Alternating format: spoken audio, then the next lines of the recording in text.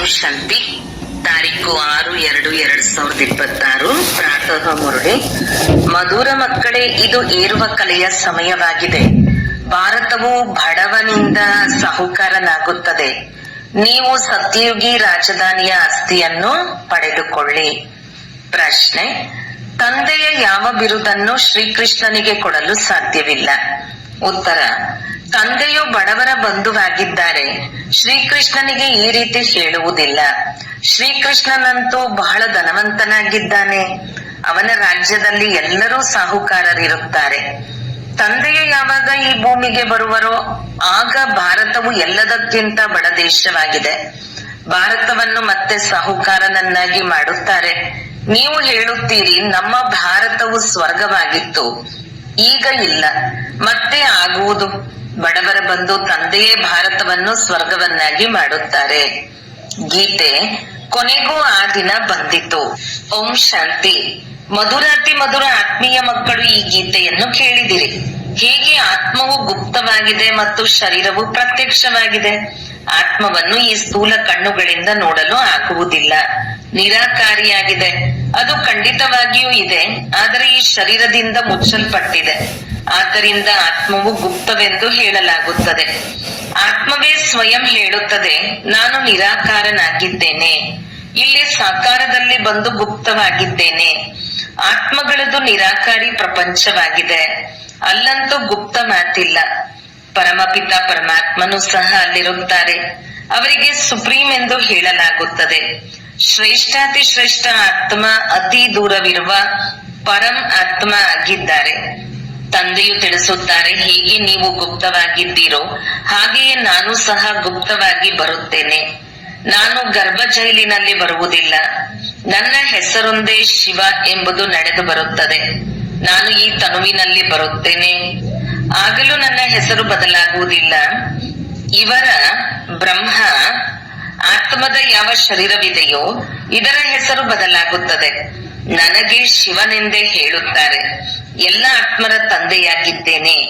ನೀವಾತ್ಮರು ಸಹ ಈ ಶರೀರದಲ್ಲಿ ಗುಪ್ತವಾಗಿದ್ದೀರಿ. ಈ ಶರೀರದ ಮೂಲಕ ಕರ್ಮ ಮಾಡುತ್ತೀರಿ. ನಾನು ಗುಪ್ತವಾಗಿದ್ದೇನೆ ಅಂದಾಗ ಮಕ್ಕಳಿಗೆ ಈ ಜ್ಞಾನವು ಈಗ ಸಿಗುತ್ತದೆ. ಆತ್ಮವು ಈ ಶರೀರದಿಂದ ಮುಚ್ಚಲ್ಪಟ್ಟಿದೆ. ಆತ್ಮವು ನಿರಾಕಾರಿಯಾಗಿದೆ, ಶರೀರವು ಸಾಕಾರಿಯಾಗಿದೆ. ನಾನು ಸಹ ಅಶರೀರಿಯಾಗಿದ್ದೇನೆ. ನಿರಾಕಾರಿ ತಂದೆಯು ಈ ಶರೀರದ ಮೂಲಕ ತಿಳಿಸುತ್ತಾರೆ, ನೀವು ಸಹ ನಿರಾಕಾರಿಯಾಗಿದ್ದೀರಿ. ಶರೀರದ ಮೂಲಕ ಕೇಳಿಸಿಕೊಳ್ಳುತ್ತೀರಿ.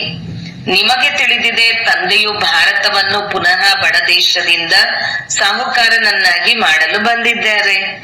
ನೀವು ನಮ್ಮ ಭಾರತವೆಂದು ಹೇಳುತ್ತೀರಿ. ಪ್ರತಿಯೊಬ್ಬರೂ ನಮ್ಮ ರಾಜ್ಯವನ್ನು ನಮ್ಮ ಗುಜರಾತ್, ನಮ್ಮ ರಾಜಸ್ಥಾನವೆಂದು ಹೇಳುತ್ತಾರೆ. ನಮ್ಮದು ನಮ್ಮದು ಎಂದು ಹೇಳುವುದರಿಂದ ಅದರಲ್ಲಿ ಮೋಹವಿರುತ್ತದೆ. ನಮ್ಮದು ಬಡ ಭಾರತವಾಗಿದೆ, ಇದನ್ನು ಎಲ್ಲರೂ ಒಪ್ಪುತ್ತಾರೆ. ಆದರೆ ನಮ್ಮ ಭಾರತವು ಯಾವಾಗ ಸಾಹುಕಾರನಾಗಿತ್ತು, ಹೇಗಿತ್ತು ಎಂಬುದನ್ನು ಅವರು ತಿಳಿದುಕೊಂಡಿಲ್ಲ.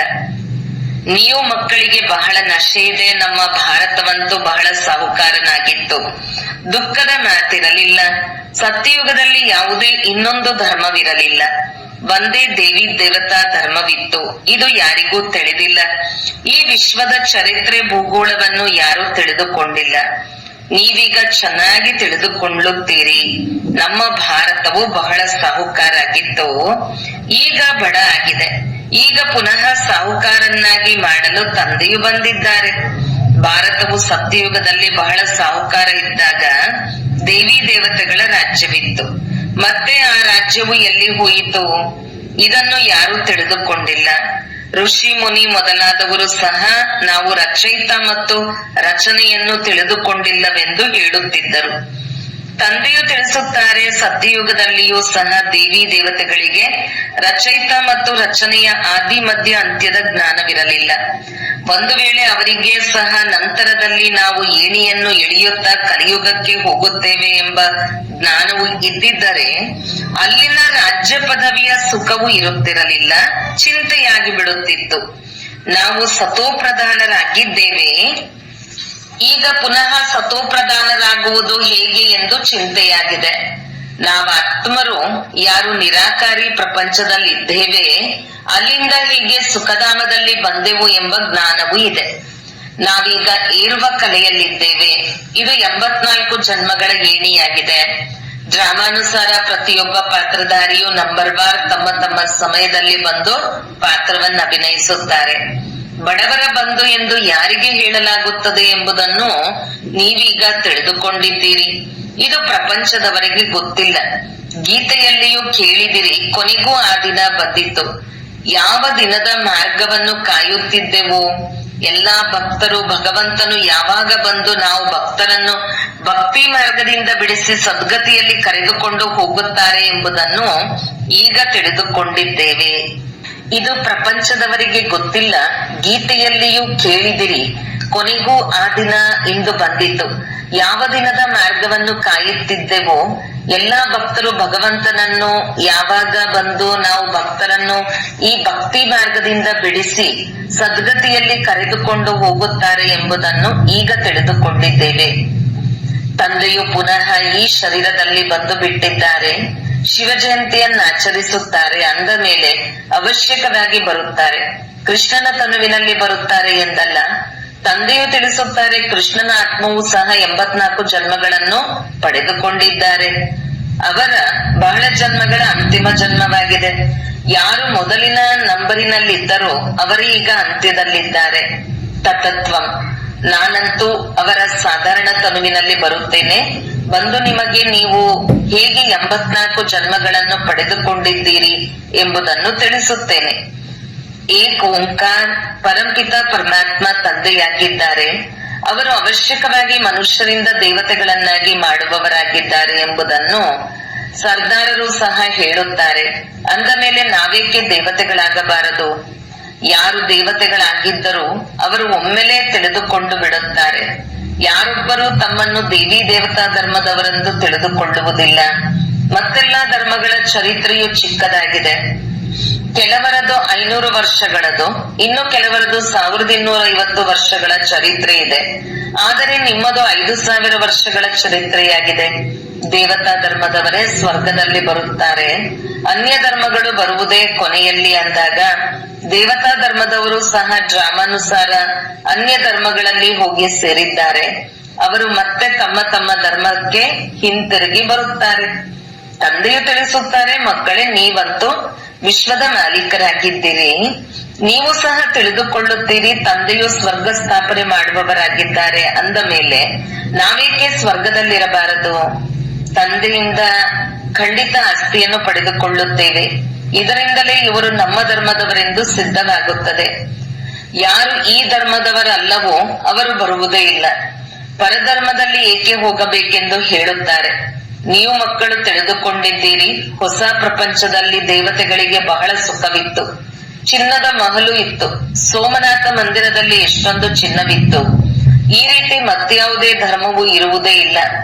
ಸೋಮನಾಥ ಮಂದಿರದಂತಹ ಭಾರಿ ಮಂದಿರವು ಮತ್ಯಾವುದೂ ಇಲ್ಲ. ಬಹಳ ವಜ್ರ ವೈಡೂರ್ಯಗಳಿತ್ತು. ಬುದ್ಧ ಮೊದಲಾದವರಿಗೆ ಯಾವುದೇ ವಜ್ರ ವೈಡೂರ್ಯಗಳ ಮಹಲುಗಳಿರುವುದಿಲ್ಲ. ನೀವು ಮಕ್ಕಳನ್ನು ಯಾವ ತಂದೆಯು ಇಷ್ಟು ಶ್ರೇಷ್ಠರನ್ನಾಗಿ ಮಾಡಿದ್ದಾರೆಯೋ ಅವರಿಗೆ ಎಷ್ಟೊಂದು ಮಾನ್ಯತೆ ಇಟ್ಟಿದ್ದೀರಿ. ಮಾನ್ಯತೆ ಕೊಡಲಾಗುತ್ತದೆ ಅಲ್ಲವೇ? ಒಳ್ಳೆಯ ಕರ್ಮ ಮಾಡಿ ಹೋಗಿದ್ದಾರೆಂದು ತಿಳಿಯುತ್ತಾರೆ. ನೀವೀಗ ತಿಳಿದುಕೊಂಡಿದ್ದೀರಿ, ಎಲ್ಲರಿಗಿಂತ ಒಳ್ಳೆಯ ಕರ್ಮವನ್ನು ಪತೀತ ಪಾವನ ತಂದೆಯೇ ಮಾಡಿ ಹೋಗುತ್ತಾರೆ. ನಿಮ್ಮ ಆತ್ಮವು ಹೇಳುತ್ತದೆ, ಎಲ್ಲರಿಗಿಂತ ಸರ್ವೋತ್ತಮ ಸೇವೆಯನ್ನು ಬೇಹದ್ದಿನ ತಂದೆಯೇ ಬಂದು ಮಾಡುತ್ತಾರೆ. ನಮ್ಮನ್ನು ಪ್ರಜೆಗಳಿಂದ ರಾಜರು, ಭಿಕಾರಿಗಳಿಂದ ರಾಜಕುಮಾರರನ್ನಾಗಿ ಮಾಡುತ್ತಾರೆ. ಯಾವ ತಂದೆಯು ಭಾರತವನ್ನು ಸ್ವರ್ಗವನ್ನಾಗಿ ಮಾಡುತ್ತಾರೆಯೋ ಅವರಿಗೆ ಈಗ ಯಾರು ಗೌರವವನ್ನಿಡುವುದಿಲ್ಲ. ನಿಮಗೆ ತಿಳಿದಿದೆ, ಸೋಮನಾಥ ಮಂದಿರವು ಬಹಳ ಶ್ರೇಷ್ಠ ಮಂದಿರವೆಂದು ಗಾಯನವಿದೆ. ಅದನ್ನು ಲೂಟಿ ಮಾಡಿದರು. ಲಕ್ಷ್ಮೀನಾರಾಯಣ ಮಂದಿರವನ್ನು ಎಂದು ಲೂಟಿ ಮಾಡಲಿಲ್ಲ. ಸೋಮನಾಥ ಮಂದಿರವನ್ನು ಲೂಟಿ ಮಾಡಿದರು. ಭಕ್ತಿ ಮಾರ್ಗದಲ್ಲಿಯೂ ಬಹಳ ಧನವಂತರಿದ್ದರು. ರಾಜರಲ್ಲಿಯೂ ನಂಬರ್ ವಾರ್ ಇರುತ್ತಾರಲ್ಲವೇ? ಯಾರು ಶ್ರೇಷ್ಠ ಪದವಿ ಪಡೆಯುವರೋ ಅವರಿಗೆ ಚಿಕ್ಕ ಪದವಿಯವರು ಗೌರವ ಕೊಡುತ್ತಾರೆ. ದರ್ಬಾರಿನಲ್ಲಿಯೂ ನಂಬರ್ ವಾರ್ ಆಗಿ ಕುಳಿತುಕೊಳ್ಳುತ್ತಾರೆ. ಈ ಬ್ರಹ್ಮ ತಂದೆಯಂತೂ ಅನುಭವಿ ಅಲ್ಲವೇ? ಇಲ್ಲಿನದು ಪತೀತ ರಾಜರ ದರ್ಬಾರಾಗಿದೆ. ಪಾವನ ರಾಜರ ದರ್ಬಾರ್ ಹೇಗಿರಬಹುದು? ಅವರ ಬಳಿ ಎಷ್ಟೊಂದು ಹಣವಿದೆ ಎಂದರೆ ಅವರ ಮನೆಗಳು ಅಷ್ಟೇ ಚೆನ್ನಾಗಿರುತ್ತವೆ. ನೀವೀಗ ತಿಳಿದುಕೊಂಡಿದ್ದೀರಿ, ತಂದೆಯು ನಮಗೆ ಓದಿಸುತ್ತಿದ್ದಾರೆ, ಸ್ವರ್ಗ ಸ್ಥಾಪನೆ ಮಾಡಿಸುತ್ತಿದ್ದಾರೆ. ನಾವು ಸ್ವರ್ಗದ ಮಹಾರಾಜ ಮಹಾರಾಣಿ ಆಗುತ್ತೇವೆ.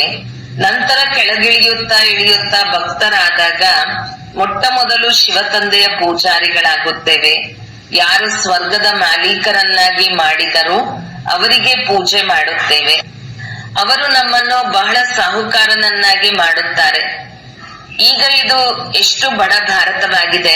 ಯಾವ ಜಮೀನನ್ನು 500 ರೂಪಾಯಿಗಳಿಗೆ ತೆಗೆದುಕೊಂಡಿದ್ದೆವು ಅದರ ಬೆಲೆಯು ಇಂದು 5,000ಕ್ಕಿಂತಲೂ ಅಧಿಕವಾಗಿ ಬಿಟ್ಟಿದೆ.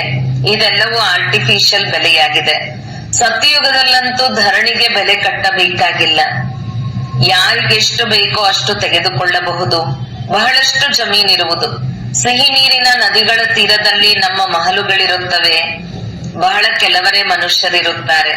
ಪ್ರಕೃತಿಯು ದಾಸಿಯಾಗಿರುತ್ತದೆ. ಹೂವು ಹಣ್ಣು ಬಹಳ ಚೆನ್ನಾಗಿ ಸಿಗುತ್ತಿರುತ್ತವೆ. ಈಗಂತೂ ಎಷ್ಟೊಂದು ಪರಿಶ್ರಮ ಪಟ್ಟರೂ ಸಹ ಅನ್ನವೂ ಸಿಗುವುದಿಲ್ಲ.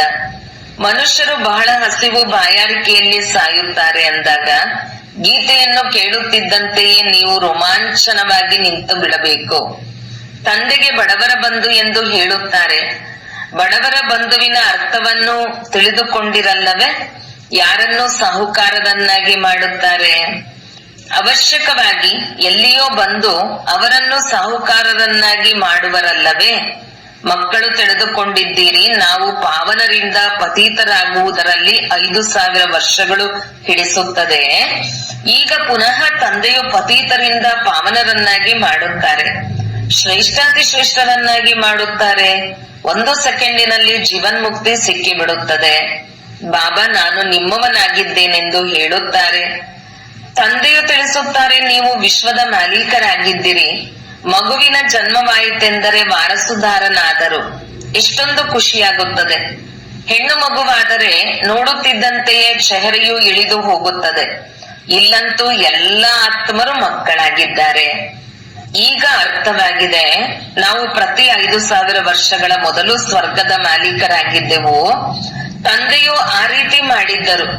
ಶಿವ ಜಯಂತಿಯನ್ನು ಆಚರಿಸುತ್ತಾರೆ, ಆದರೆ ಅವರು ಯಾವಾಗ ಬಂದಿದ್ದರು ಎಂದು ತಿಳಿದುಕೊಂಡಿಲ್ಲ. ಲಕ್ಷ್ಮೀನಾರಾಯಣರ ರಾಜ್ಯವಿತ್ತು ಎಂಬುದನ್ನು ಸಹ ಯಾರು ತಿಳಿದುಕೊಂಡಿಲ್ಲ. ಜಯಂತಿಯನ್ನು ಆಚರಿಸುತ್ತಾರೆ, ಕೇವಲ ಲಿಂಗಗಳ ದೊಡ್ಡ ದೊಡ್ಡ ಮಂದಿರಗಳನ್ನು ಕಟ್ಟಿಸುತ್ತಾರೆ. ಆದರೆ ಅವರು ಹೇಗೆ ಬಂದರು, ಬಂದು ಏನು ಮಾಡಿದರು ಏನೋ ತಿಳಿದಿಲ್ಲ. ಇದಕ್ಕೆ ಅಂಧಶ್ರದ್ಧೆ ಎಂದು ಹೇಳಲಾಗುತ್ತದೆ. ಅವರಿಗೆ ಇದು ಗೊತ್ತೇ ಇಲ್ಲ. ನಮ್ಮ ಧರ್ಮವು ಯಾವುದು, ಯಾವಾಗ ಸ್ಥಾಪನೆಯಾಯಿತು, ಅನ್ಯ ಧರ್ಮದವರಿಗಾದರೂ ಬುದ್ಧನು ಯಾವಾಗ ಬಂದರು ಎಂಬುದೆಲ್ಲ ತಿಳಿದಿದೆ. ತಿಥಿ ತಾರೀಕು ಇದೆ. ಆದರೆ ಶಿವ ತಂದೆ ಮತ್ತು ಲಕ್ಷ್ಮೀನಾರಾಯಣರ ತಿಥಿ ತಾರೀಕು ಇಲ್ಲ. 5,000 ವರ್ಷಗಳ ಮಾತನ್ನು ಲಕ್ಷಾಂತರ ವರ್ಷಗಳೆಂದು ಬರೆದು ಬಿಟ್ಟಿದ್ದಾರೆ. ಲಕ್ಷಾಂತರ ವರ್ಷಗಳ ಮಾತು ಯಾರಿಗಾದರೂ ನೆನಪಿಗೆ ಬರುವುದೇ? ಭಾರತದಲ್ಲಿ ಯಾವಾಗ ದೇವಿ ದೇವತಾ ಧರ್ಮವಿತ್ತು ಎಂದು ತಿಳಿದುಕೊಂಡಿಲ್ಲ. ಲಕ್ಷಾಂತರ ವರ್ಷಗಳ ಲೆಕ್ಕದಿಂದ ಭಾರತದ ಸಂಪತ್ತು ಎಲ್ಲದಕ್ಕಿಂತ ದೊಡ್ಡದಾಗಿರಬೇಕು.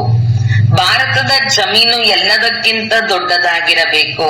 ಲಕ್ಷಾಂತರ ವರ್ಷಗಳಲ್ಲಿ ಎಷ್ಟೊಂದು ಜನಸಂಖ್ಯೆಯಾಗಿ ಬಿಡುತ್ತದೆ, ಲೆಕ್ಕವಿಲ್ಲದಷ್ಟು ಆಗಿಬಿಡುವುದು. ಆದರೆ ಇಷ್ಟಂತೂ ಇಲ್ಲ, ಇನ್ನೂ ಕಡಿಮೆಯಾಗುತ್ತಾ ಹೋಗಿದೆ. ಇವೆಲ್ಲ ಮಾತುಗಳನ್ನು ತಂದೆಯು ತಿಳಿಸುತ್ತಾರೆ. ಮನುಷ್ಯರು ಕೇಳಿದಾಗ ಈ ಮಾತುಗಳನ್ನು ಎಂದೂ ಕೇಳಿಲ್ಲ, ಯಾವುದೇ ಶಾಸ್ತ್ರಗಳಲ್ಲಿ ಓದಿಲ್ಲವೆಂದು ಹೇಳುತ್ತಾರೆ. ಇವು ಅದ್ಭುತವಾದ ಮಾತುಗಳಾಗಿವೆ. ಈಗ ನೀವು ಮಕ್ಕಳ ಬುದ್ಧಿಯಲ್ಲಿ ಇಡೀ ಚಕ್ರದ ಜ್ಞಾನವಿದೆ. ಇವರು ಬ್ರಹ್ಮರವರು ಬಹಳ ಜನ್ಮಗಳ ಅಂತಿಮದಲ್ಲಿ ಪತೀತ ಆತ್ಮನಾಗಿದ್ದಾರೆ. ಯಾರು ಸತೋಪ್ರಧಾನರಾಗಿದ್ದರೋ ಅವರೇ ಈಗ ತಮೋಪ್ರಧಾನ ಆಗಿದ್ದಾರೆ. ಪುನಃ ಸತೋಪ್ರಧಾನರಾಗಬೇಕು. ನೀವು ಆತ್ಮರಿಗೆ ಈಗ ಶಿಕ್ಷಣ ಸಿಗುತ್ತದೆ. ಆತ್ಮವು ಕಿವಿಗಳ ಮೂಲಕ ಕೇಳಿಸಿಕೊಳ್ಳುತ್ತದೆ. ಆಗ ಶರೀರವು ತೂಗುತ್ತದೆ, ಏಕೆಂದರೆ ಆತ್ಮವು ಕೇಳಿಸಿಕೊಳ್ಳುತ್ತದೆ ಅಲ್ಲವೇ? ಅವಶ್ಯಕವಾಗಿ ನಾವು ಆತ್ಮರು 84 ಜನ್ಮಗಳನ್ನು ಪಡೆದುಕೊಳ್ಳುತ್ತೇವೆ. 84 ಜನ್ಮಗಳ 84 ಮಂದಿ ತಂದೆ ತಾಯಿಯರು ಖಂಡಿತ ಸಿಕ್ಕಿರುವರು. ಇದು ಲೆಕ್ಕವಿದೆ ಅಲ್ಲವೇ? ಬುದ್ಧಿಯಲ್ಲಿ ಬರುತ್ತದೆ. ನಾವು 84 ಜನ್ಮಗಳನ್ನು ಪಡೆದುಕೊಳ್ಳುತ್ತೇವೆ. ಮತ್ತೆ ಕಡಿಮೆ ಜನ್ಮಗಳಿರುವವರು ಇರುತ್ತಾರೆ. ಎಲ್ಲರೂ 84 ಜನ್ಮಗಳನ್ನು ಪಡೆದುಕೊಳ್ಳುವುದಿಲ್ಲ. ತಂದೆಯು ತಿಳಿಸುತ್ತಾರೆ, ಶಾಸ್ತ್ರಗಳಲ್ಲಿ ಏನೇನನ್ನು ಬರೆದು ಬಿಟ್ಟಿದ್ದಾರೆ, ನಿಮಗಾದರೂ ಕೇವಲ 84 ಜನ್ಮಗಳೆಂದು ಹೇಳುತ್ತಾರೆ. ಆದರೆ ನನಗೆ ನೋಡಿ, ಲೆಕ್ಕವಿಲ್ಲದಷ್ಟು ಅಸಂಖ್ಯ ಜನ್ಮಗಳೆಂದು ಹೇಳಿಬಿಡುತ್ತಾರೆ. ಕಣ ಕಣದಲ್ಲಿ ಕಲ್ಲು ಮುಳ್ಳಿನಲ್ಲಿ ನನ್ನನ್ನು ಸೇರಿಸಿ ಬಿಟ್ಟಿದ್ದಾರೆ. ಎಲ್ಲಿ ನೋಡಿದರೂ ನೀನೇ ನೀನು, ಕೃಷ್ಣನೇ ಕೃಷ್ಣನಿದ್ದಾನೆ. ಮಥುರಾ ಬೃಂದಾವನದಲ್ಲಿ ಈ ರೀತಿ ಹೇಳುತ್ತಿರುತ್ತಾರೆ, ಕೃಷ್ಣನೇ ಸರ್ವವ್ಯಾಪಿಯಾಗಿದ್ದಾನೆ ಎಂದು. ರಾಧೆಯ ಪಂಥದವರು ಎಲ್ಲಿ ನೋಡಿದರಲ್ಲಿ ರಾಧೆಯೇ ರಾಧೆ, ನೀವು ರಾಧೆ, ನಾನು ರಾಧೆ ಎಂದು ಹೇಳುತ್ತಿರುತ್ತಾರೆ. ಅಂದಾಗ ಒಬ್ಬ ತಂದೆಯೇ ಅವಶ್ಯಕವಾಗಿ ಬಡವರ ಬಂಧು ಆಗಿದ್ದಾರೆ. ಭಾರತ ಯಾವುದು ಎಲ್ಲದಕ್ಕಿಂತ ಸಾಹುಕಾರನಾಗಿತ್ತು, ಅದು ಈಗ ಎಲ್ಲದಕ್ಕಿಂತ ಬಡನಾಗಿದೆ. ಆದ್ದರಿಂದ ನಾನು ಭಾರತದಲ್ಲಿಯೇ ಬರಬೇಕಾಗುತ್ತದೆ. ಇದು ಮಾಡಲ್ಪಟ್ಟ ನಾಟಕವಾಗಿದೆ. ಇದರಲ್ಲಿ ಸ್ವಲ್ಪವೂ ವ್ಯತ್ಯಾಸವಾಗಲು ಸಾಧ್ಯವಿಲ್ಲ. ಡ್ರಾಮಾದಲ್ಲಿ ಯಾವುದು ನಿಗದಿಯಾಗಿದೆಯೋ ಅದು ಚಾಚು ತಪ್ಪದೆ ಪುನರಾವರ್ತನೆಯಾಗುವುದು. ಇದರಲ್ಲಿ 1 ಪೈಸೆಯಷ್ಟು ಅಂತರ ಆಗುವುದಿಲ್ಲ. ಡ್ರಾಮಾದ ಬಗ್ಗೆಯೂ ಅರ್ಥವಾಗಬೇಕು. ಡ್ರಾಮಾ ಎಂದರೆ ಡ್ರಾಮಾ. ಹೇಗೆ ಅವು ಸೀಮಿತವಾದ ನಾಟಕಗಳಿರುತ್ತವೆ, ಇದು ಬೇಹದ್ದಿನ ನಾಟಕವಾಗಿದೆ. ಈ ಬೇಹದ್ದಿನ ನಾಟಕದ ಆದಿ ಮಧ್ಯ ಅಂತ್ಯವನ್ನು ಯಾರು ತಿಳಿದುಕೊಂಡಿಲ್ಲ. ಅಂದಾಗ ಬಡವರ ಬಂದು ನಿರಾಕಾರ ಭಗವಂತನನ್ನೇ ಒಪ್ಪುತ್ತಾರೆ, ಕೃಷ್ಣನಿಗೆ ಹೇಳುವುದಿಲ್ಲ. ಕೃಷ್ಣನು ಬಹಳ ಧನವಂತ, ಸತ್ಯಯುಗದ ರಾಜಕುಮಾರನಾಗುತ್ತಾನೆ. ಭಗವಂತನಿಗಂತೂ ತನ್ನದೇ ಆದ ಶರೀರ ಇಲ್ಲ. ಅವರು ಬಂದು ನೀವು ಮಕ್ಕಳನ್ನು ಧನವಂತರನ್ನಾಗಿ ಮಾಡುತ್ತಾರೆ, ನಿಮಗೆ ರಾಜಯೋಗದ ಶಿಕ್ಷಣವನ್ನು ಕೊಡುತ್ತಾರೆ, ವಿದ್ಯೆಯಿಂದ ವಕೀಲ ಇತ್ಯಾದಿಯಾಗಿ ಸಂಪಾದನೆ ಮಾಡುತ್ತಾರೆ. ತಂದೆಯೂ ಸಹ ಈಗ ನಿಮಗೆ ಓದಿಸುತ್ತಾರೆ, ನೀವು ಭವಿಷ್ಯದಲ್ಲಿ ನರನಿಂದ ನಾರಾಯಣನಾಗುತ್ತೀರಿ. ನಿಮ್ಮ ಜನ್ಮವಂತೂ ಆಗುತ್ತದೆ ಅಲ್ಲವೇ? ಸ್ವರ್ಗವು ಯಾವುದೇ ಸಮುದ್ರದ ಕೆಳಗಿನಿಂದ ಹೊರಬರುತ್ತದೆ ಎಂದಲ್ಲ. ಕೃಷ್ಣನು ಸಹ ಜನ್ಮ ಪಡೆದುಕೊಂಡ ಅಲ್ಲವೇ? ಆ ಸಮಯದಲ್ಲಿ ಕಂಸಪುರಿ ಇತ್ಯಾದಿಗಳಿರಲಿಲ್ಲ. ಕೃಷ್ಣನ ಹೆಸರನ್ನು ಎಷ್ಟೊಂದು ಗಾಯನ ಮಾಡಲಾಗುತ್ತದೆ, ಆದರೆ ಕೃಷ್ಣನ ತಂದೆಗೂ ಗಾಯನವಿಲ್ಲ. ಅವರ ತಂದೆ ಎಲ್ಲಿದ್ದಾರೆ? ಅವಶ್ಯಕವಾಗಿ ಕೃಷ್ಣನು ಯಾರ ಮಗನೂ ಆಗಿರಬೇಕಲ್ಲವೇ? ಕೃಷ್ಣನು ಜನ್ಮ ಪಡೆದಾಗ ಕೆಲವರು ಪತೀತರು ಇರುತ್ತಾರೆ. ಯಾವಾಗ ಅವರೆಲ್ಲರೂ ಸಂಪೂರ್ಣ ಸಮಾಪ್ತಿಯಾಗುತ್ತಾರೆ, ಆಗ ಕೃಷ್ಣನು ಸಿಂಹಾಸನವನ್ನೇರುತ್ತಾರೆ, ತನ್ನ ರಾಜ್ಯವನ್ನು ಪಡೆದುಕೊಳ್ಳುತ್ತಾರೆ. ಆಗಿನಿಂದಲೇ ಅವರ ಸಂವತ್ಸರವು ಆರಂಭವಾಗುತ್ತದೆ. ಲಕ್ಷ್ಮೀನಾರಾಯಣರಿಂದಲೇ ಸಂವತ್ಸರವು ಆರಂಭವಾಗುತ್ತದೆ. ನೀವು ಪೂರ್ಣ ಲೆಕ್ಕವನ್ನು ಬರೆಯುತ್ತೀರಿ. ಇವರ ರಾಜ್ಯವು ಇಷ್ಟು ಸಮಯ, ಇವರದು ಇಷ್ಟು ಸಮಯ ಎಂದು ಬರೆಯುತ್ತೀರಿ. ಆಗ ಈ ಕಲ್ಪದ ಆಯಸ್ಸು ದೊಡ್ಡದಾಗಿರಲು ಸಾಧ್ಯವಿಲ್ಲವೆಂದು ಮನುಷ್ಯರು ತಿಳಿದುಕೊಳ್ಳುತ್ತಾರೆ. 5000 ವರ್ಷಗಳ ಪೂರ್ಣ ಲೆಕ್ಕವಿದೆ. ನೀವು ಮಕ್ಕಳ ಬುದ್ಧಿಯಲ್ಲಿ ಬರುತ್ತದೆಯಲ್ಲವೇ? ನಾವು ನೆನ್ನೆಯ ದಿನ ಸ್ವರ್ಗದ ಮಾಲೀಕರಾಗಿದ್ದೆವು, ತಂದೆಯು ಮಾಡಿದ್ದರು, ಆದ್ದರಿಂದಲೇ ಶಿವ ಜಯಂತಿಯನ್ನು ಆಚರಿಸುತ್ತೇವೆ. ನೀವು ಎಲ್ಲರನ್ನೂ ತಿಳಿದುಕೊಂಡಿದ್ದೀರಿ. ಕ್ರೈಸ್ಟ್, ಗುರುನಾನಕ್ ಮೊದಲಾದವರು ಪುನಃ ಯಾವಾಗ ಬರುತ್ತಾರೆ ಎಂಬ ಜ್ಞಾನವು ನಿಮಗಿದೆ. ವಿಶ್ವದ ಇತಿಹಾಸ, ಭೂಗೋಳವು ಚಾಚು ತಪ್ಪದೆ ಪುನರಾವರ್ತನೆಯಾಗುತ್ತದೆ. ಈ ವಿದ್ಯೆಯು ಎಷ್ಟು ಸಹಜವಾಗಿದೆ. ನೀವು ಸ್ವರ್ಗವನ್ನು ತಿಳಿದುಕೊಂಡಿದ್ದೀರಿ. ಅವಶ್ಯಕವಾಗಿ ಭಾರತವು ಸ್ವರ್ಗವಾಗಿತ್ತು. ಭಾರತವು ಅವಿನಾಶಿ ಖಂಡವಾಗಿದೆ. ಭಾರತಕ್ಕೆ ಇರುವ ಮಹಿಮೆಯು ಮತ್ಯಾವುದಕ್ಕೂ ಇರಲು ಸಾಧ್ಯವಿಲ್ಲ. ಎಲ್ಲರನ್ನೂ ಪತೀತರಿಂದ ಪಾವನ ಮಾಡುವವರು ಒಬ್ಬರೇ ತಂದೆಯಾಗಿದ್ದಾರೆ. ಒಳ್ಳೆಯದು.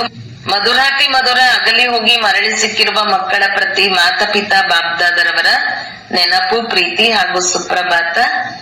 ಆತ್ಮೀಯ ಮಕ್ಕಳಿಗೆ ಆತ್ಮೀಯ ತಂದೆಯ ನಮಸ್ತೆ. ಧಾರಣೆಗಾಗಿ ಮುಖ್ಯ ಸಾರ 1. ಡ್ರಾಮಾದ ಆದಿ ಮಧ್ಯ ಅಂತ್ಯದ ಜ್ಞಾನವನ್ನು ಬುದ್ಧಿಯಲ್ಲಿಟ್ಟುಕೊಳ್ಳುತ್ತಾ ಎಲ್ಲಾ ಚಿಂತೆಗಳನ್ನು ಬಿಟ್ಟು ಬಿಡಬೇಕು. 1. ಸತೋಪ್ರಧಾನರಾಗುವ ಚಿಂತೆಯನ್ನಿಟ್ಟುಕೊಳ್ಳಬೇಕು. 2. ಬಡವರ ಬಂಧು ತಂದೆಯು ಭಾರತವನ್ನು ಬಡದೇಶದಿಂದ ಸಾಹುಕಾರನನ್ನಾಗಿ ಮಾಡಲು ಬಂದಿದ್ದಾರೆ. ಅವರಿಗೆ ಸಂಪೂರ್ಣ ಸಹಯೋಗಿಗಳಾಗಬೇಕು. ತಮ್ಮ ಹೊಸ ಪ್ರಪಂಚವನ್ನು ನೆನಪು ಮಾಡಿ ಸದಾ ಖುಷಿಯಲ್ಲಿರಬೇಕು. ವರದಾನ: ಹೃದಯದಲ್ಲಿ ಸದಾ ಒಬ್ಬ ರಾಮನನ್ನು ಇರಿಸಿಕೊಂಡು ಸತ್ಯ ಸೇವೆ ಮಾಡುವಂತಹ ಮಾಯಾಜೀತ ವಿಜಯೀ ಭವ. ಹನುಮಂತನ ವಿಶೇಷತೆಯಲ್ಲಿ ತೋರಿಸುತ್ತಾರೆ, ಅವನು ಸದಾ ಸೇವಾಧಾರಿ ಮಹಾವೀರನಾಗಿದ್ದನು. ಆದ್ದರಿಂದ ಸ್ವಯಂ ತಾನು ಸುಡಲಿಲ್ಲ, ಆದರೆ ಬಾಲದಿಂದ ಲಂಕೆಯನ್ನೇ ಸುಟ್ಟನು. ಅದೇ ರೀತಿ ಇಲ್ಲಿಯೂ ಸಹ ಯಾರು ಸದಾ ಸೇವಾದಾರಿ ಆಗಿದ್ದಾರೆಯೋ ಅವರೇ ಮಾಯೆಯ ಅಧಿಕಾರವನ್ನು ಸಮಾಪ್ತಿ ಮಾಡಿಬಿಡಬಹುದು. ಯಾರು ಸೇವಾದಾರಿಯೇ ಆಗಿರುವುದಿಲ್ಲ ಅವರು ಮಾಯೆಯ ರಾಜ್ಯವನ್ನು ಸುಡುವುದಕ್ಕೆ ಸಾಧ್ಯವಾಗುವುದಿಲ್ಲ. ಹನುಮಂತನ ಹೃದಯದಲ್ಲಿ ಸದಾ ರಾಮನೇ ಅಡಗಿದ್ದನು. ಅಂದಾಗ ತಮ್ಮ ಹೃದಯದಲ್ಲಿ ತಂದೆಯಲ್ಲದೆ ಮತ್ಯಾರೂ ಇರಬಾರದು, ತಮ್ಮ ದೇಹದ ಸ್ಮೃತಿಯೂ ಇರಬಾರದು. ಹೀಗಿದ್ದಾಗಲೇ ಮಾಯಾಜೀತರು ವಿಜಯಿಯಾಗುವಿರಿ. ಸ್ಲೋಗನ್: ಹೇಗೆ ಆತ್ಮ ಮತ್ತು ಶರೀರವು ಕಂಬೈಂಡ್ ಆಗಿದೆಯೋ ಹಾಗೆ ತಾವು ತಂದೆಯ ಜೊತೆ ಕಂಬೈಂಡ್ ಆಗಿರಿ. ಅವ್ಯಕ್ತ ಸೂಚನೆ: ಏಕತೆ ಮತ್ತು ವಿಶ್ವಾಸದ ಗುಣಲಕ್ಷಣಗಳ ಮೂಲಕ ಸಫಲತಾ ಸಂಪನ್ನರು ಆಗಿ. ಸಂಘಟನೆಯಲ್ಲಿ ಪ್ರತಿಯೊಬ್ಬರ ವಿಶೇಷತೆಯನ್ನು ನೋಡಬೇಕು, ವಿಶೇಷತೆಯನ್ನೇ ಗ್ರಹಣ ಮಾಡಬೇಕು ಮತ್ತು ಬಲಹೀನತೆಗಳನ್ನು ಅಳಿಸುವ ಪ್ರಯತ್ನ ಮಾಡಿ ಏಕತೆಯ ಸಂಘಟನೆಯನ್ನು ಬಲಗೊಳಿಸುವ ವಿಧಿ.